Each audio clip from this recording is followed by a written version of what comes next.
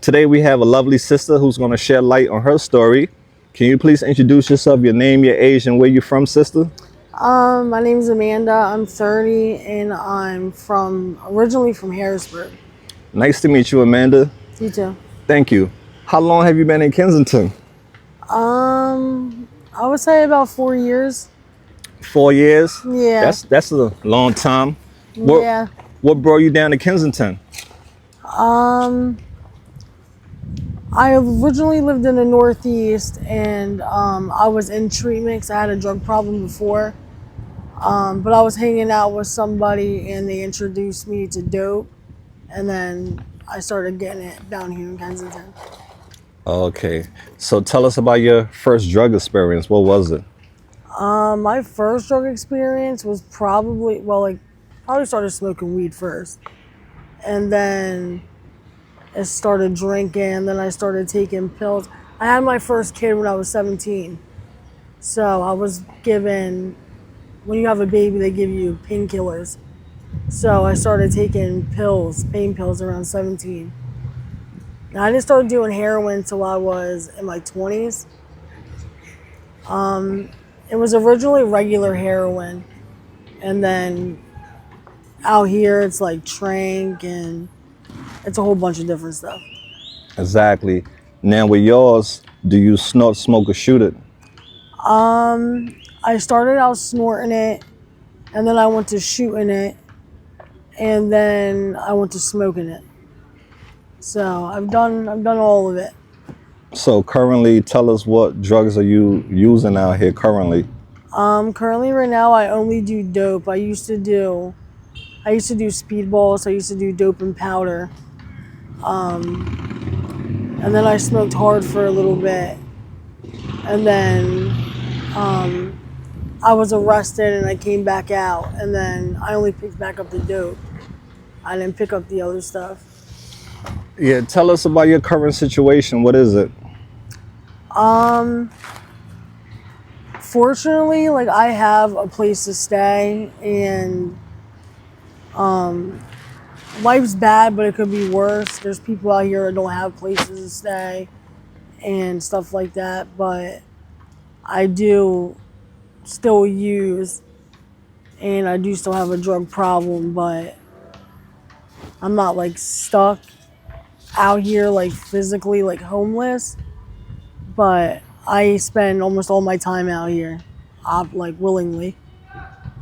I'm sure being out here, you have seen some horrible things, or some horrible things has happened to you. Can you tell us any? Yeah, I would say the girls out here have it worse. Um, it's easier for them to make money, but it comes with Hold on, yeah, hold that thought. Let this car go by. yeah. Go ahead. I would say it's easier for the girls to make money. They have like an option that the men don't have. But it's a lot more dangerous, so the women have to like be a lot more careful out here than the men do. But Let's talk about, what is it like having a drug addiction from your shoes? it sucks. You have to like, it's really a full-time job. You go to sleep, you wake up, you're sick. You can't have a regular job because you're high, and when you're high, you don't really control what your body does because the stuff in it is so strong. So if you do get a job, I mean, a lot of people that have jobs when they're on this, it doesn't last. But yeah, getting high, it's a full-time job, and then once you do start like dabbling around in it, you don't even have to do it for long. 2-3 days max, and your body's hooked to it, and your body needs it, and then it becomes a full-time job. Always having money, always having to get high, because then you're sick, and the withdrawal is not fun. It's terrible. When I withdraw, I throw up. My body gets shaky. My body gets red. My heart rate gets really high. Your body gets like restless. you literally like don't want to do anything. Like anybody that's withdrawn off of it, it's a really, really bad feeling. People are dying Yeah. because of that. Well, I've been to jail during my addiction. I had to withdraw twice in jail, and it was not fun. And there was people in jail that have died from the withdrawal. Yep, facts. So where you think you would be in life today if it wasn't for drugs? I probably wouldn't like ever come down here, unless like I was helping because I am a really nice giving person. But I'd probably have a job. I'd live a normal life. Like I would be around family, friends. I would work. I would just do everyday normal stuff instead of chasing around a high, I guess you could say. What jobs have you had in your life? I've been a waitress. I've done warehouse jobs. I've done a number of different things, mostly restaurant jobs, cashiering jobs. Yeah. What do you do now to make money? I have family and friends that help me make money, but it does run out. So I've done I've boosted, I've done different stuff to make money. Got you. And it's never to shame you. We just know you trying to survive. That's all, right, love? That's right, yeah. Yeah. So I'm looking at your stomach. Are you expecting? That's what everybody says. So Be honest. If not, keep it real. I don't want to be rude. If you're not, punch me in my face. I believe I am, yeah. Yeah, I do. I have 3 kids. 3 kids. I have all girls, so I have 3 kids other than, yeah. What do you miss most about being a mom? Everything. Yeah, that's what y'all always say, everything. Yeah. What are some things is everything? The train go by. Yeah. I'm sorry, gotta hit you with some uncomfortable questions, but we have to tell the truth in order to, to heal, not to judge you. I mean, like getting them ready for school, cooking, cleaning after them. You miss everything. Right, absolutely, you do. Where are your kids currently? 2 are with their dad and 1's with my mom. All right. So you say you think you're pregnant. Have you taken a pregnancy test to find out if you are or not? No, it's on my list though. I really want to be surprised. I just wasn't really expecting. Wasn't like planning to have a kid. It happens. Yeah, it does happen. Because some people will ask you, why will you get pregnant when you're in this situation? What would you say to that? But these are questions that people want to know. Yeah. I run around a lot, so like I'm getting sick from. I have a bad cough. Got you. So yeah, they will ask, why will you get pregnant in the situation you're in?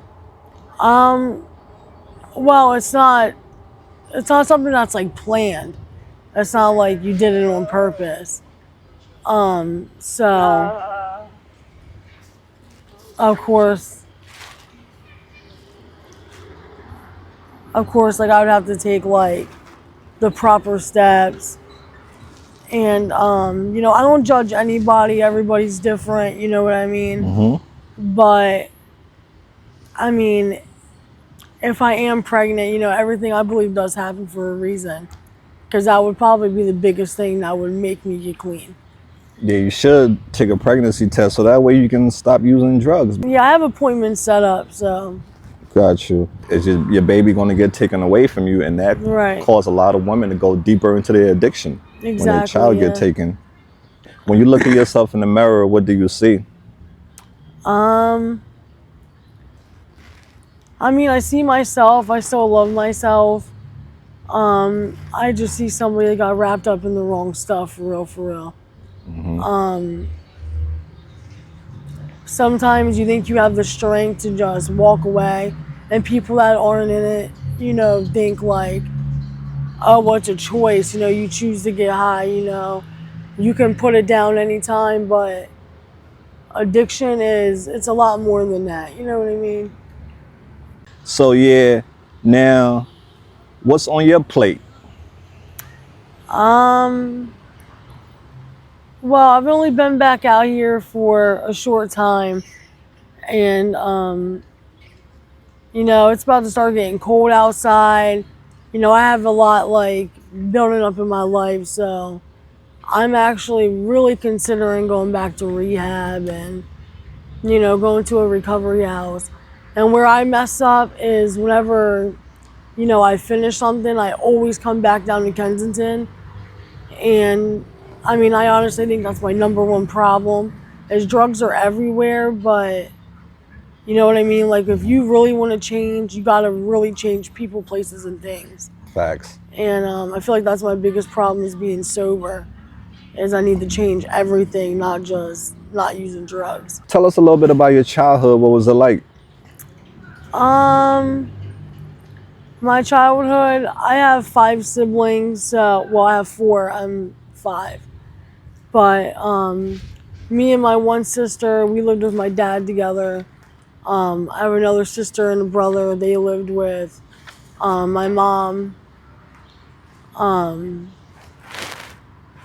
We didn't really see like our parents and our other siblings that much growing up. Probably like a parent situation, like when they're hostile toward each other. Me and my sisters like are really close, and my sister actually used to be out here with me. She has an addiction too. She does the same stuff I do.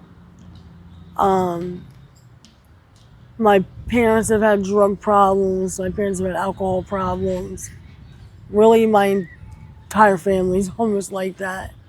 So, I mean, it was the inevitable, but when you sit down and think about it, it makes me want to break the cycle with my kids. You know what I mean? So addiction do run in your family. Yeah, big, yeah. So like you said, it ends when it meet you, right? Yeah. So you have the power to break it. If your friends or your family see this video, what message would you like to send to them?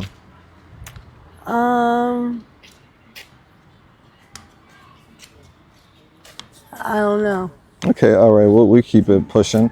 What are your short-term goals? My short-term goals right now is just to get through another day, and I really want to start planning like stuff to do to get back to sobriety, because this really just ain't it. Absolutely not, right? Not it. How can people help you? Really by being supportive, not judgmental. That's the most important thing in addiction. But I don't really think at the end of the day it's about people helping me. I think it's really about me wanting to help myself. So, I mean, now I don't really have any like weird cravings or anything. Just when you're sick, you want to get high. Okay. But I mean, that's it. I don't really have any like cravings for anything. I just fulfill the sickness whenever it starts to come. That's really it. Got you. Have you overdosed before? Oh yeah, I've overdosed a lot of times. I pray you don't anymore, love. You're here for a reason. And there are a lot of people in this world who judge people who struggle with drug addiction. What's your message for the world? Addiction it's a choice at first, but it's really a disease. And whenever people are going through addiction, I believe they're going through enough and they're facing enough. And it is their choice to keep using it. It is their choice to be clean. But I think that people could help people a lot more if they're supportive and not judgmental, like I said. If you love them and you care for them and you're there for them in a supportive way, it'll go a lot further than lashing out on them, turning your back on them, and judging them. It's not going to help anything. That you definitely said what everybody needed to hear. So yeah, thank you once again, Lovely, for and sharing your story with us. Hopefully somebody can learn from you and don't come down this road. And to take us home, you know, what advice would you give to the future generation about drug addiction? Don't do it, and don't come to Kensington. That's right. Don't do it and don't come to Kensington. Do you have an email if people want to reach out to you, to write you, to offer you support? Do you have a way of contact? Yeah. Spell it. EHARGUST1031 Okay, fam.